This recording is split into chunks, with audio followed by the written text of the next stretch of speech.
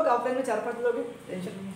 हाँ, तो मैं क्या बोल रहा था, आप लोगों को अगर आपको जेई या नीट, जिसका नीट का प्रिपरेशन कर रहा होगा या जो जेई का प्रिपरेशन कर रहा होगा, तो नीट का प्रिपरेशन या जेई का प्रिपरेशन या कोई भी कॉम्पिटिटिव एग्जाम करता, कॉम्पिटिटिव एग्जाम के लिए प्रिपरेशन करता है, तो उसको 3 चीज़ों का इन्वेस्टमेंट करना पड़ता है।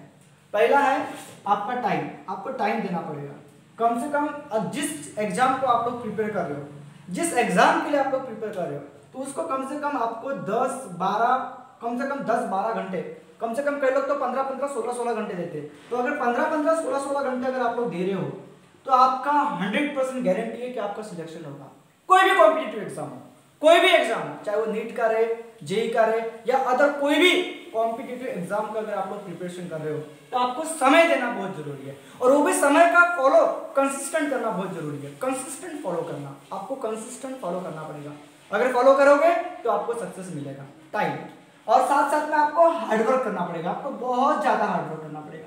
हार्डवर्क, डिसिप्लिन को भी मेंटेन करना पड़ेगा। डिसिप्लिन हो गया, हार्डवर्क हो गया, जो भी पढ़ाई करते हो तो एकदम कंसिस्टेंटली आपको हार्डवर्क करना पड़ेगा। और साथ साथ में मनी, पैसे का भी तो खर्चा करना पड़ेगा। मनी, पैसा तो लगेगा कि नहीं लगेगा?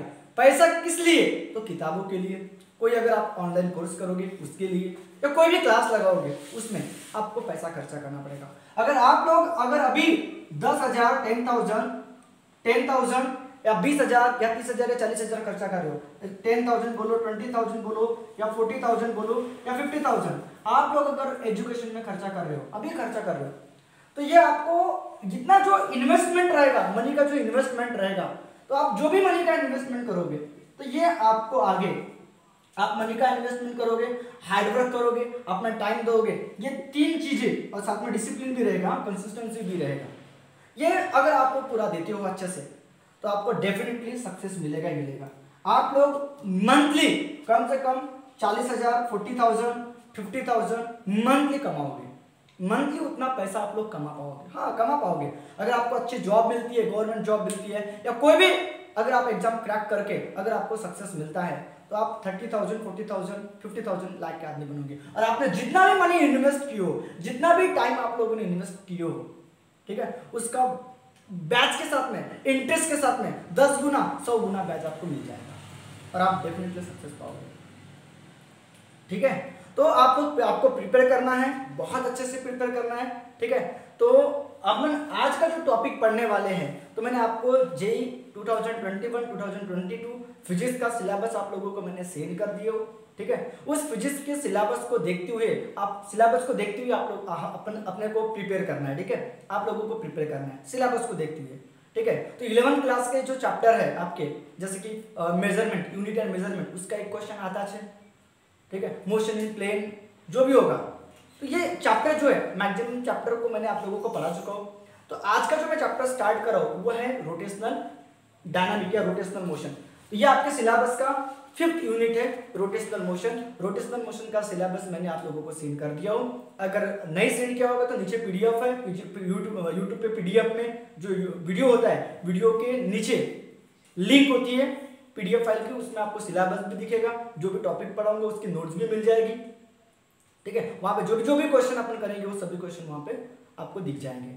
ठीक है, तो अपन टॉपिक स्टार्ट करते हैं। यूनिट नंबर कौन सा? 5th क्या है? Rotational motion.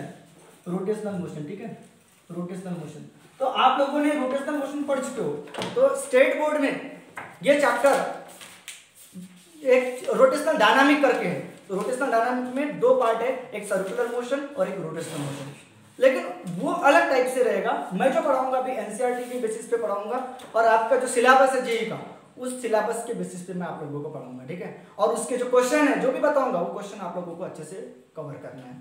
तो ठीक है, रोटेशनल मोशन है। इस रोटेशनल मोशन में पहला टॉपिक है सेंटर ऑफ मास, कि सेंटर ऑफ मास क्या होता है। तो पहले बात करेंगे सेंटर ऑफ मास की। ठीक है, सेंटर ऑफ मास, क्योंकि रोटेशनल मोशन को समझने के लिए आपको सेंटर ऑफ मास को समझना पड़ेगा कि सेंटर ऑफ मास क्या होता है। सेंटर ऑफ मास को आप लोगों को क्या करना पड़ेगा? समझना पड़ेगा। ओके, तो सेंटर ऑफ मास क्या होता है? तो सेंटर ऑफ मास एक पॉइंट है। सेंटर ऑफ मास मतलब मास नहीं होता, सेंटर ऑफ मास एक पॉइंट होता है। सेंटर ऑफ मास को इस तरह डिफाइन किया गया है कि एक पॉइंट है जिसमें पूरे बॉडी का mass is suppose to be concentrated. तो रिजिड सेंटर ऑफ मास क्या होता है? सेंटर ऑफ मास को इस तरह से डिफाइन किया गया है, is centre of mass of an rigid body of a body. कोई भी बॉडी बोलो तो हम बेसिकली कौन सी बॉडी लेते हैं? रिजिड बॉडी बोलते हैं, या कोई भी बॉडी बोलो, या सिस्टम ऑफ पार्टिकल बोलो, या फिर कोई बॉडी का सेंटर ऑफ मास क्या होगा, या फिर सिस्टम ऑफ पार्टिकल। और सिस्टम ऑफ पार्टिकल बहुत सारे पार्टिकल्स होंगे, उनका सेंटर ऑफ मास क्या होगा? तो centre of mass of a body, वो बॉडी यानी सिस्टम ऑफ पार्टिकल्स होगी, क्योंकि बॉडी कैसे बनती है? छोटे छोटे पार्टिकल से बनती है। जैसे कि एक स्फीयर ले लो, ठीक है, एक स्फीयर ले लो, या एक डिस्क ले लो, या रिंग ले लो, या कोई रॉड ले लो। ये रॉड क्या है? एक बॉडी है। स्फीयर क्या है? एक बॉडी है। स्फीयर भी क्या है? एक बॉडी है। रिंग भी क्या है? एक बॉडी है। तो बॉडी क्या होती है? तो सिस्टम ऑफ पार्टिकल होती है। बॉडी कैसे बनती है? तो छोटे छोटे पार्टिकल से बनती है। तो इस बॉडी का मतलब सिस्टम ऑफ पार्टिकल्स का सेंटर ऑफ मास क्या होगा? तो centre of mass of a body या सिस्टम ऑफ पार्टिकल, उसको इस तरह से डिफाइन किया गया है, डिफाइंड एज, ये एक पॉइंट है। सेंटर ऑफ मास कुछ नहीं है, एक पॉइंट है, जहां पे at which whole mass of body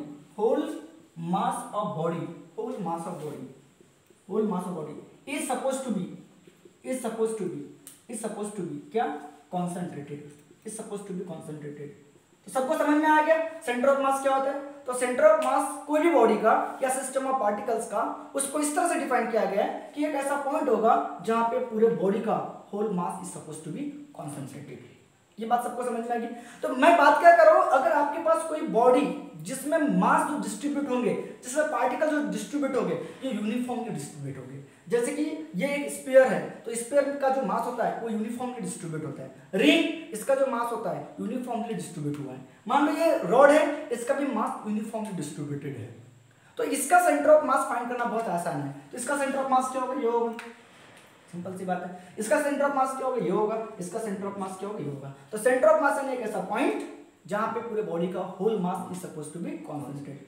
तो ये आपको समझ में आ रहा है, इसका हम centre of mass easily find out कर सकते हैं। जिस बॉडी में मास यूनिफॉर्मली डिस्ट्रीब्यूट है, उस बॉडी का सेंटर ऑफ मास फाइंड करना बहुत इजी है।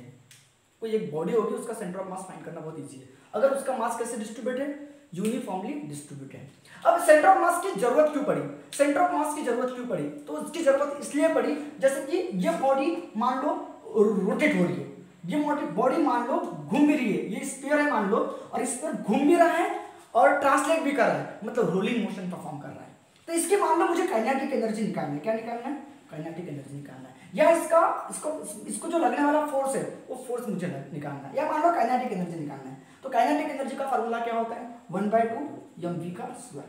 अब वेलोसिटी किसके लोगे? अब ये स्फीयर जो बना है बहुत सारे पार्टिकल से बना है, तो ये भी यहाँ पे पार्टिकल होगा जिसका मास m1 होगा, यहाँ पे पार्टिकल होगा जिसका मास m2 होगा, यहाँ पे पार्टिकल होगा जिसका मास m3 होगा, यहाँ पे पार्टिकल होगा m4। ऐसे बहुत सारे पार्टिकल से बना है। और यहाँ पे एक पॉइंट है, यहाँ पे भी तो पार्टिकल होगा जिसका मास क्या होगा? m होगा, मान लो m होगा।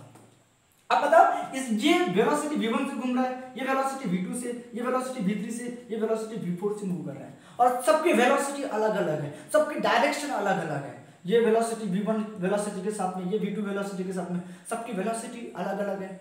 और ये जब रोलिंग मोशन परफॉर्म करेगा या जब रोटेशनल मोशन परफॉर्म करेगा, तो इस पार्टिकल को देखते हुए हम काइनेटिक एनर्जी नहीं निकाल सकते। काइनेटिक एनर्जी निकालने में बहुत तकलीफ होगी। तो जब भी कोई भी बॉडी जो रोलिंग मोशन परफॉर्म कर रही है या कोई भी बॉडी रोटेशनल मोशन परफॉर्म कर रही है, उसके जब भी काइनेटिक एनर्जी की बात करेंगे, तो उस समय जो वेलोसिटी जब हम डिस्कस करेंगे, जो भी 1/2 mv का इसको जो लिखेंगे, तो ये जो वेलोसिटी रहेगी वो सेंटर ऑफ मास की रहेगी। ये किसकी वेलोसिटी रहेगी? सेंटर ऑफ मास। ये मास तो पूरी बॉडी का मास रहेगा, m1 + m2 + m3 + m4, और पूरा m के बराबर आएगा, क्योंकि सेंटर ऑफ ये यानी क्या होता है?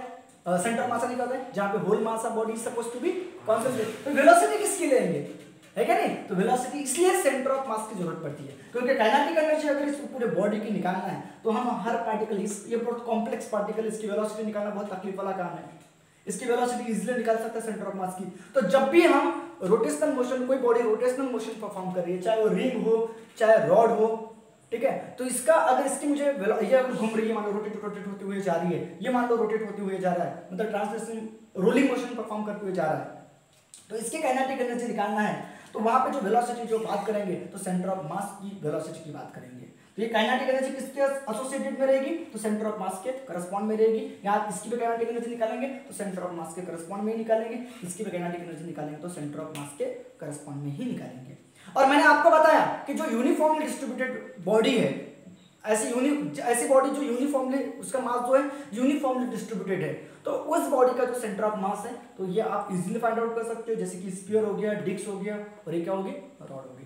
लेकिन अगर मेरे पास कोई ऐसी बॉडी है कि उसमें मास जो है यूनिफॉर्मली डिस्ट्रीब्यूट नहीं है, तो उसका सेंटर ऑफ मास कैसे फाइंड आउट करेंगे, उसका सेंटर ऑफ मास कैसे फाइंड आउट करेंगे, मतलब ऐसा पॉइंट जिसमें whole mass of body is supposed to be constant, तो सेंटर ऑफ मास कैसे फाइंड आउट करेंगे। तो उसके कुछ फार्मूले हैं, वो फार्मूले अब उसके डेरिवेशन में बताऊंगा नहीं, वो फार्मूले आप लोगों को याद रखना है। जैसे कि फॉर एग्जांपल ये एक सिस्टम है, यहाँ पे दो पार्टिकल है, एक का मास है m1 और एक का मास क्या है m2, ये मान लो m2, ये दो पार्टिकल है, ठीक है, m1 और m2, ये दोनों अलग अलग पार्टिकल है।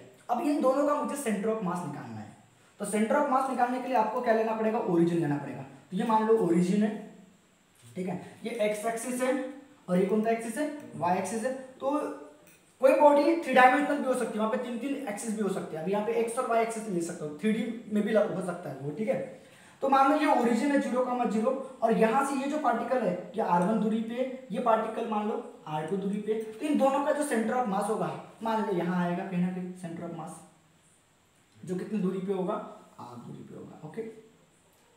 तो अब मुझे बताओ इन दोनों सिस्टम का सेंटर ऑफ मास निकालना है। तो अब बताओ इसका ये जो पार्टिकल है, तो इस पार्टिकल का जो सेंटर ऑफ मास होगा तो एक्स एक्सिस पे आएगा, एक एक्स एक्सिस आएगा और एक कौन सा आएगा बताओ, ये एक्स एक्सिस होगा और ये कौन सा, वाई एक्सिस।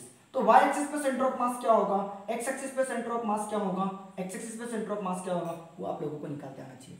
तो एक्स एक्सिस पे जो सेंटर ऑफ मास रहेगा उसका फार्मूला है, उसका फार्मूला क्या है बताओ, ये इसका एक्स कोऑर्डिनेट रहेगा और ये भी क्या रहेगा, वाई कोऑर्डिनेट रहेगा। तो इसका मान लो कौन सा कोऑर्डिनेट होगा, ये x1 और कौन सा y1, और इसका क्या होगा x2 और क्या y2, और इसका x सेंटर ऑफ मास और ये कौन सा y centre of mass, okay. तो x कोऑर्डिनेट का जो सेंटर ऑफ मास रहेगा, ये जो आपका सेंटर ऑफ मास निकालना है, तो इसका x कोऑर्डिनेट, अब ये मैंने क्या बोला, ये मैंने क्या सेंटर ऑफ, ये ऐसा पॉइंट जहां पे whole mass of body is to be constant, centre of mass का पॉइंट होता है ना, तो पॉइंट कितने कोऑर्डिनेट से बनता है, x कोऑर्डिनेट और y। अगर वो टू प्लेन मतलब प्लेन फिगर पे है, अगर वो पॉइंट प्लेन फिगर पे लाइज है तो प्लेन फिगर के दो कोऑर्डिनेट हो गए, अगर वो थ्री डायमेंशनल में लाइज है तो x y और z तीनों रहेंगे। तो बताओ x कोऑर्डिनेट पे अगर लाइज है तो उसका फार्मूला क्या है, बताएं क्या, m1x1, देखो फार्मूला देख लो, m1x1 प्लस m2x2 और अपॉन में m1 प्लस m2, ये फार्मूला आप लोग याद कर लो।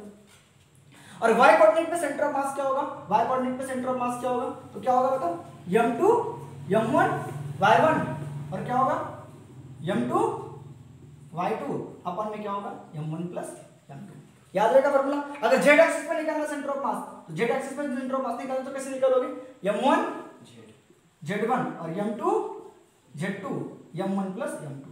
तो ये आपको फील कैसे आएगा, अब मैं अगर प्रैक्टिकली अपने एक दो एग्जांपल देखेंगे, वो एक दो एग्जांपल देखोगे तो आपको पूरा कांसेप्ट समझ में आ जाएगा कि सेंटर ऑफ मास कैसे निकालते करके। तो पहले इसका स्क्रीनशॉट ले लो, फिर अपन देखेंगे एग्जांपल देखेंगे और सेंटर ऑफ मास कैसे निकालते हैं आपको समझ में आ जाएगा। फिर इसका स्क्रीनशॉट ले लो। तो अगर ये आपको सेंटर ऑफ मास ये हो गया, तो ओरिजिन से सेंटर ऑफ मास जो होगा r डिस्टेंस पे सेंटर ऑफ मास का डिस्टेंस क्या होगा, तो r यानी डिस्टेंस ऑफ सेंटर ऑफ मास, मतलब उस पॉइंट का डिस्टेंस है।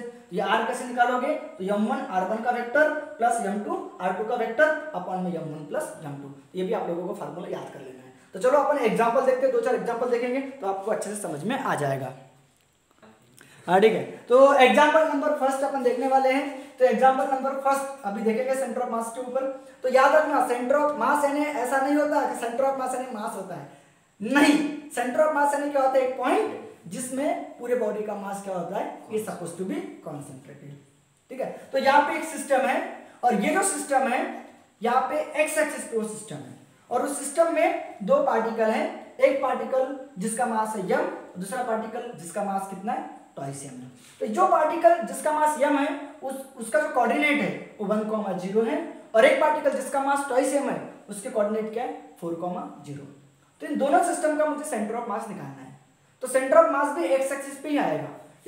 तो जो भी पॉइंट एक्स एक्सिस पे होता है उसका वाई कोऑर्डिनेट क्या होता है, 0। तो सेंटर ऑफ मास का भी जो वाई कोऑर्डिनेट आएगा वो क्या आएगा, 0। जेड कोऑर्डिनेट भी क्या आएगा, जेड कोऑर्डिनेट का मतलब उस पॉइंट का जो जेड कोऑर्डिनेट पे जो सेंटर ऑफ मास रहेगा, सेंटर ऑफ मास का जो जेड कोऑर्डिनेट रहेगा वो भी क्या रहेगा, 0 रहेगा। अब बच गया कौन सा coordinate, x coordinate centre of mass का। तो फार्मूला आपको पता है m1 x1। तो m1 क्या है, m x1 कितना है, 1 है कि नहीं। अब बताओ और फिर बाद में क्या होता है, x2 y2, तो x2 कितना है, y2 m2 कितना है, ट्वाइस m, और x2 कितना है, 4, और अपॉन में m1 plus m2, m plus twice m। तो कितना हो जाएगा, m1 जा m, और ये कितना होगा, 2 4 जा 8m, ये 3m हो जाएगा। तो कितना होगा, 9m, अपॉन में कितना होगा, तो mcm क्या हो जाएगा, तो 3 आएगा। x कोऑर्डिनेट जो आएगा वो क्या आएगा, 3। मतलब आपका जो पॉइंट लाइज होगा ये होगा 2, ये होगा कितना रे, ये होगा कितना, ये होगा मान लो 2, और ये होगा मान लो 3, और ये आपका 4 है। तो वो जो सेंटर ऑफ मास रहेगा यहाँ आएगा, है कि नहीं। मतलब यहाँ पे लाइज होगा सेंटर ऑफ मास जो रहेगा आपका, सेंटर ऑफ मास जो रहेगा वो कहाँ लाइज होगा बताओ, 3,0 पे लाइज होगा। यहाँ पे आपका सेंटर ऑफ मास लाइज होगा। ओके, तो बताओ सेंटर ऑफ मास कहाँ लाइज होगा, तो centre of mass lies at काय पे, 3,0। अब समझ में गया। तो centre of mass of m and twice m is क्या होगा बताओ, इज क्या होगा बताओ, 3,0। उम्मीद करता हूँ कि आप लोगों को समझ में आ गया होगा सेंटर ऑफ मास क्या होगा इन दोनों सिस्टम का, m और ट्वाइस m का सेंटर ऑफ मास क्या होगा, तो 3,0। सबको समझ में आया कि सेंटर ऑफ मास का एक पॉइंट होता है भैया जहां पे whole mass of body is supposed to be concentrated. इन दोनों का जो होल मास होगा इस पॉइंट पे कांस्टेंटेड होगा। तो सबको समझ में आ गया सेंटर ऑफ मास कैसे निकालना है करके, अरे सबको समझ में आ गया क्या, ओके ठीक है। एक मास कितना m है, एक सिस्टम है जिसमें एक मास m है और दूसरे इन पे जो मास है 3m है। अब इस पूरे सिस्टम का मुझे सेंटर ऑफ मास निकालना है। सेंटर ऑफ मास है एक पॉइंट जिसमें whole mass of body is supposed to be concentrated. तो वो कैसे निकालोगे आप लोग, तो डिस्टेंस दी है, ठीक है। तो अब इन दोनों में से, अब यहाँ पे कैसा था, जब भी इसके भी कोऑर्डिनेट दिए थे, इसके भी कोऑर्डिनेट दिए थे, इसके पहले वाले एग्जांपल में इसके भी कोऑर्डिनेट दिए थे, इसके भी कोऑर्डिनेट दिए थे, नो प्रॉब्लम। लेकिन इस बार दोनों के कोऑर्डिनेट दिए गए अपने पास नहीं। तो किसी भी एक मास मतलब जो एक एंड रहेगा उसको ओरिजिन मानना है, चाहे आप इसको ओरिजिन मानो चाहे इसको ओरिजिन मानो, तो किसी एक को ओरिजिन मानना है। तो मैं मान लो इस मास को ओरिजिन पे लोकेटेड है करके दिखा रहा हूं, ये ओरिजिन पे लोकेटेड है। तो बताओ ये वाला पॉइंट कितने पे लोकेटेड रहेगा, तो ये पूरा डिस्टेंस डी है, इसका जो एक्स कोऑर्डिनेट रहेगा डी और वाई कोऑर्डिनेट क्या रहेगा 0। अब आप लोग आराम से सेंटर ऑफ मास निकाल सकते हो। तो सेंटर ऑफ मास निकालने के लिए एक्स कोऑर्डिनेट निकालना पड़ेगा। तो एक्स कोऑर्डिनेट जो सेंटर ऑफ मास रहेगा वो क्या होगा m इंटू 0 बराबर है 3m इंटू डी बराबर है, और अपॉन में m प्लस 3m होगा, m प्लस कितना होगा 3m। तो कितना हो जाएगा बताओ, m इंटू 0 0, तो 3md रहेगा, और ये कितना होगा बताओ 4m, m से m तो 3d बाय कितना होगा 4, 3d बाय 4। तो 3d बाय 4 यानी नियर अबाउट 0.75, क्योंकि सॉरी 3 को भाग जाता नहीं तो 0 पॉइंट लगाओगे तो 30 हो जाएगा, 4 7 कितना होगा 28, बचेंगे 2 4 5 20, तो 0.75 डी होगा, ठीक है। और y कोऑर्डिनेट क्या होगा, तो y कोऑर्डिनेट का जो सेंटर ऑफ मास का जो y कोऑर्डिनेट होगा वो क्या होगा, ये तो बहुत 0 हो जाएगा, तो m into 0 3m into 0 upon में m प्लस 3m, तो पूरा क्या आंसर आएगा 0 जाएगा। तो आपका जो सेंटर ऑफ मास जो रहेगा, तो सेंटर ऑफ मास किसका, तो centre of mass of m and 3m is कितना होगा बताओ, इज कितना होगा बताओ 3d बाय 4 कॉमा 0 होगा, मतलब 0.75 कॉमा 0 होगा। तो इस ये पूरा d है, इसका 75 0.75 मतलब 0.75 आप लोग निकालोगे, मतलब वो और कॉमा 0 वो आपका सेंटर ऑफ मास रहेगा। तो कैसे निकालना सबको समझ में आ गया। सेंटर ऑफ मास अगर आपके पास क्या नहीं दिया रहेगा, बोला मैंने दोनों सिस्टम के अगर कोऑर्डिनेट नहीं दिया रहेगा तो किसी एक को क्या मानना है, ओरिजिन मानना है। याद रहेगा सबको, ओके। चलो ले लो इसका स्क्रीनशॉट।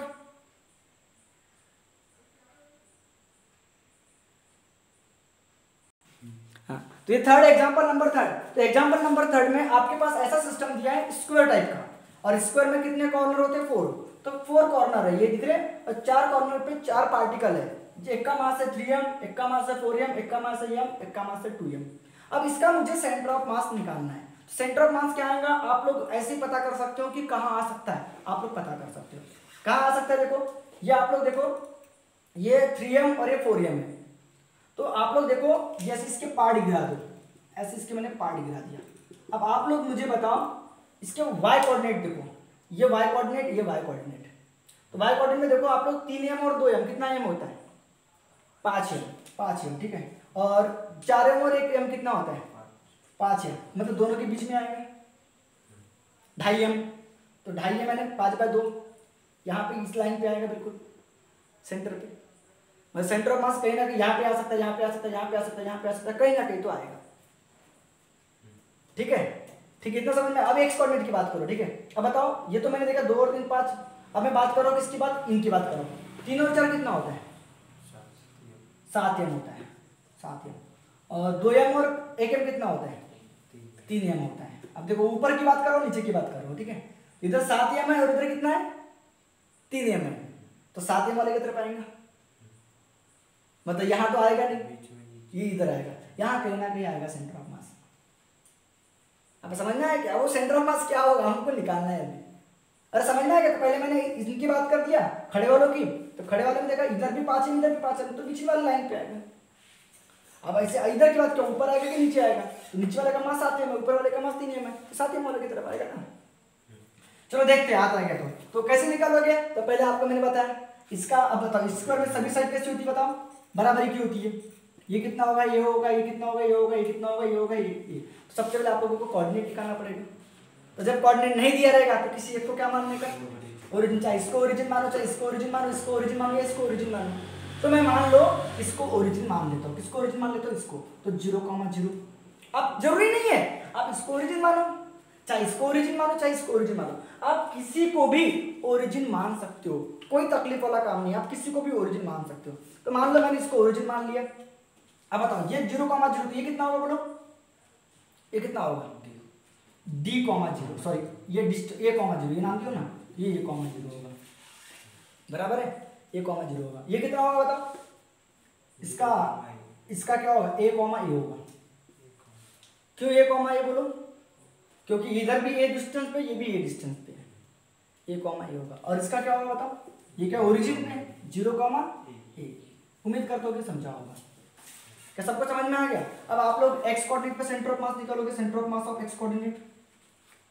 तो centre of mass of x coordinate क्या होगा बताओ, सेंटर ऑफ मास बताओ, x कोऑर्डिनेट बताओ, 3m × 0। ये x कोऑर्डिनेट मतलब x1, ये तो m1 x1, m2 x2, m3 x3, m4 x4 अपन में m1 + m2 + m3 + m4 होगा। ठीक है, m1 + m2 + m3 + m4 होगा। हाँ तो क्या होगा, तो 3m × 0 + 4m × a, फिर क्या होगा m × a + 2m × 0, 2m × 0। और अपन में क्या होगा बताओ, 3m + 4m + m + 2m, सभी मास का सम होगा। तो कितना निकल जाएगा आंसर बताओ, ये तो पूरा 0 होगा, 0, ये 4ma और ये ma और प्लस कितना होगा 0। अपन में 3 और 4 कितना होगा 7, 7 5 7 और 1 कितना होगा 8, 8 और 2 कितना होगा 10m। अब बता कितना हो जाएगा, 4m और 1m, 5m बाय कितना 10m, m से m क्या हो गया कैंसिल, ये कितना होगा 1/2 a। तो मैंने बोला था a का आधा, जब ये पूरा डिस्टेंस ये है, मैंने बोला था इधर भी 5m मास है, इधर भी 5m मास है, तो सेंटर ऑफ मास कहाँ लाइज होगा, आधे पे लाइज होगा। इधर में a/2, इधर में a/2, यहाँ पे a/2 पे लाइज होगा। ये डिस्टेंस a/2 होगा, तो a/2 आया कि नहीं आया। अभी बोला था ना जब आएगा करके, इस लाइन पे आएगा सेंटर ऑफ मास, यहाँ आएगा कि यहाँ आएगा कि यहाँ आएगा वो पता नहीं अभी, लेकिन इस लाइन पे आएगा बिल्कुल गारंटी के साथ में। अरे हाँ कि ना, जब बोला था कि नहीं बोला था। अब y कोऑर्डिनेट निकालना है, तो ये x कोऑर्डिनेट निकल गया, x कोऑर्डिनेट कहाँ पे आएगा, तो हमने क्या कर दिए, ये जो ऐसा जो दिख रहा है इसका एडिशन किए, और सॉरी इसका एडिशन किए, ऐसा एडिशन किए और ऐसा खड़े वाले में कहाँ पे आएगा करके, तो इधर का एडिशन किए, उधर का एडिशन किए और उसका आधा किए। ठीक है, अब y कोऑर्डिनेट पे कैसे निकालोगे, y कोऑर्डिनेट पे जो सेंटर ऑफ मास रहेगा y कोऑर्डिनेट, तो y कोऑर्डिनेट की बात करो 3m × 0, 0 होगा, 3m × 0 प्लस कितना होगा बताओ 4m × 0 और प्लस क्या होगा बोलो m × a plus 2m × a, 2m into ये, और अपॉन में कितना होगा, सबका एडिशन कर लो, कितना होगा वही 10m होगा, शॉर्टकट में 10m लिख रहा हूँ, ये पूरा 0 होगा, ये पूरा 0, ma प्लस 3ma अपॉन में कितना होगा 10m, कितना होगा बताओ, 3 और 1 4ma अपॉन में 10m क्या होगा 2ma और 2ma, तो 3ma होगा, तो 3ma, MCM क्या होगा कैंसिल, तो 3/10 ये होगा, 3/10 ये, और 3/10 ये बोले तो आप लगा लो, अभी 3/10 ये बोला तो कितना होगा 0.3 होगा, तो 0.3 यानी यहाँ पे देखो इसके पार्ट गिरा तो एक है, तो ऐसे 0.3 यानी यहाँ पे समथिंग आएगा कहीं ना कहीं, तो यहाँ पे आएगा समथिंग, तो 1/2 ये रहेगा, और कॉमा y कोऑर्डिनेट क्या रहेगा बताओ 3/10 रहेगा ये। तो उम्मीद करता हूँ कि आप लोगों को समझ में आ गया होगा, अरे उम्मीद करता हूँ कि आप लोगों को समझ में आया होगा, उम्मीद करता हूँ कि आप लोगों को समझ में आया होगा, ठीक है। y कोऑर्डिनेट 3/10 a रहेगा, तो आपका जो सेंटर ऑफ मास जो रहेगा, the centre of mass is क्या रहेगा बताओ 1/2 a, 3/10। क्या सबको समझ में आ गया, क्या सबको समझ में आ गया अच्छे से यार हुट। तो ठीक है, एग्जांपल नंबर 4 देखा यार, एग्जांपल नंबर 4 है, एग्जांपल नंबर 4 में आप लोगों को क्या करना है, एक सिस्टम दिया है, हाँ बोलिए आमदार साहब, देखो आमदार साहब ज्वाइन है, ठीक है। देखिए एग्जांपल नंबर 4 है, तो एग्जांपल नंबर 4 में मेरे पास 3 सिस्टम दिए हैं, सॉरी एक ट्रायंगुलर सिस्टम दिया है, और ट्रायंगुलर सिस्टम में क्या है, किसका मुझे सेंटर ऑफ मास निकालना, मैं एक बार रिवीजन कर देता हूँ, मुझे सेंटर ऑफ मास किसका निकालना है करके, ठीक है। तो एक ट्रायंगुलर सिस्टम है, और ट्रायंगुलर सिस्टम में ये एक सिस्टम है, और यहाँ पे 3 पार्टिकल है, एक पार्टिकल यहाँ पे लोकेटेड है जिसका मास m है, इसका भी मास m है, और इसका भी मास m है, ये पूरे सिस्टम का मुझे सेंटर ऑफ मास निकालना है। सेंटर ऑफ मास यानी क्या होता है आप लोगों को पता है, एक ऐसा पॉइंट जिसमें होल मास, ऐसा पॉइंट निकालना है मेरे को जिसमें होल मास क्या होगा, is suppose to be concentrated. तो बताओ अब इसमें सेंटर ऑफ मास निकालने के लिए किसी भी पॉइंट को, या जैसे कि मास, एक पॉइंट जिसमें मास m लोकेटेड है, इस पॉइंट को या इस पॉइंट को ओरिजिन मानो, तो मैंने इसको ओरिजिन मान लिया, ठीक है, ओरिजिन 0,0। और आपको पता है इक्विलेटरल ट्रायंगल में सभी साइड रेशियो की बराबरी की, ये a होगा ये a होगा, ठीक है। तो इसके कोऑर्डिनेट क्या होंगे, तो इसके कोऑर्डिनेट क्या होंगे, इसके कोऑर्डिनेट क्या होंगे, इसके कोऑर्डिनेट क्या होंगे बताओ, a, 0 होगा, जो इस पॉइंट के जो कोऑर्डिनेट होंगे वो क्या होगा a, और कॉमा क्या होगा 0। तो x कोऑर्डिनेट a होगा, y कोऑर्डिनेट तो है ही नहीं ना, हम ऊपर गए कुछ नहीं, तो y कोऑर्डिनेट 0 होगा। अब इस पॉइंट के जो कोऑर्डिनेट होंगे वो कैसे निकालोगे, तो इस पॉइंट पे जाने के लिए मुझे इतना चलना पड़ा और इतना चलना पड़ा, x एक्सिस पे इतना चलना पड़ा, y एक्सिस पे इतना चलना पड़ेगा, ठीक है। अरे बाबा मैं बिजी हूं ना, मेरी माँ फोन क्या को कर रही बार बार, क्लास में बिजी हूं ना, क्लास चालू है बोलता हूं तू भी, ठीक है। तो बताओ ये पूरा a है, तो इतना कितना होगा a/2, इसका जो x कोऑर्डिनेट होगा वो क्या होगा a/2।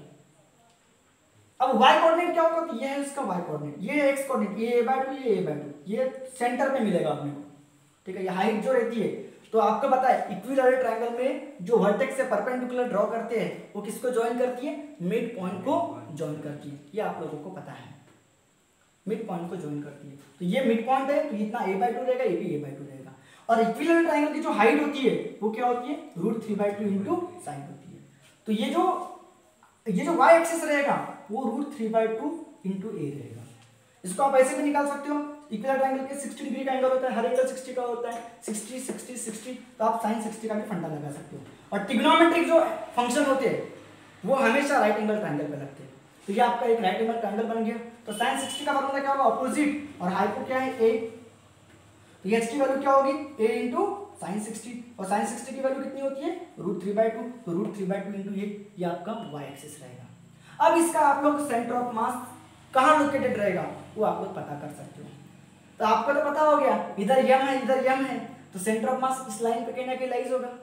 अब सवाल उठता है कि यहाँ लाइज रहेगा कि यहाँ लाइज रहेगा कि यहाँ लाइज रहेगा, तो सिंपल सी बात है, ये पूरा 2m है, ये m है, ये नीचे m है, नीचे 2m है, तो इधर क्यों लाइज रहेगा, इन दोनों के बीच का डिस्टेंस, तो यहाँ पे कहीं ना कहीं लाइज रहेगा, यहाँ पे, ठीक है। तो देखते हैं अब यहाँ पे ये कहाँ लाइज रहेगा। हमको पता है x कोऑर्डिनेट तो a/2 रहेगा, लेकिन y कोऑर्डिनेट क्या रहेगा, तो हमको पता है x कोऑर्डिनेट जो आने वाला है, सेंटर ऑफ मास का जो x कोऑर्डिनेट जो आने वाला है, गारंटी कि a/2 आएगा। कैसे a/2 आएगा, देखो m इंटू 0, ठीक है, m इंटू a, नहीं क्या, और m इंटू a/2 रहेगा, और अपॉन में कितना होगा बताओ, यम प्लस यम, ये पूरा क्या होगा 0। तो बताओ 2 1 2 2m और 1m कितना होगा 3ma/2 और अपॉन में कितना होगा 3m। तो 3m से 3m क्या हो जाएगा, कट जाएगा। तो ये बाय 2 बोला था मैंने। तो सेंटर ऑफ मास का जो x कोऑर्डिनेट जो है, सेंटर ऑफ मास का जो x कोऑर्डिनेट है वो a बाय 2 आने वाला है। और y कोऑर्डिनेट क्या आने वाला है, y कोऑर्डिनेट क्या आने वाला है सेंटर ऑफ मास का बताओ। तो बताओ m × 0 क्या होगा 0, ठीक है। और m × 0 क्या होगा 0 होगा। पता ना y कोऑर्डिनेट कैसे निकालते हैं, तो पता है m1 y1 m2 y2 m3 y3। तो क्या होगा m इंटू कितना होगा बताओ √3/2 इंटू क्या होगा a और अपॉन में कितना होगा 3m होगा, ठीक है। तो ऊपर कितना बचेगा 0 + 0 0 होगा। तो 3/√3/2 a इंटू m होगा, अपॉन में 3m होगा। m से m क्या हो जाएगा कैंसिल। तो क्या बचेगा √3/a 2 × 3 कितना होगा, तो 2 × 3 लिखा जानबूझ के। क्यों लिखा, तो मैंने आपको बताया था ऊपर में रूट रहेगा नीचे में सिंपल रहेगा, तो इसका मतलब √3 का स्क्वायर होता है, तो ये बाय 2 √3 रहेगा। तो आपका जो सेंटर ऑफ मास के जो कोऑर्डिनेट रहेंगे, तो सेंटर ऑफ मास जो रहेगा, सेंटर ऑफ मास क्या रहेगा बताओ, x कोऑर्डिनेट क्या रहेगा a/2 और y कोऑर्डिनेट क्या रहेगा a/2 √3। तो उम्मीद करता हूं कि आप लोगों को समझ में आया होगा किस तरह से सेंटर ऑफ मास निकालते हैं। तो सेंटर ऑफ मास क्या होता है पूरा डिटेल में मैंने आप लोगों को बता दिया कि सेंटर ऑफ मास कैसे निकालते हैं, और उसके ऊपर कम से कम 3 या 4 एग्जांपल भी आप लोगों को बता दिया। तो हर 100% आप लोगों को समझ में आ गया होगा कि सेंटर ऑफ मास क्या होता है, सेंटर ऑफ मास कैसे निकालते हैं। समझ में आ गया, जरूर मुझे बताओ, ठीक है।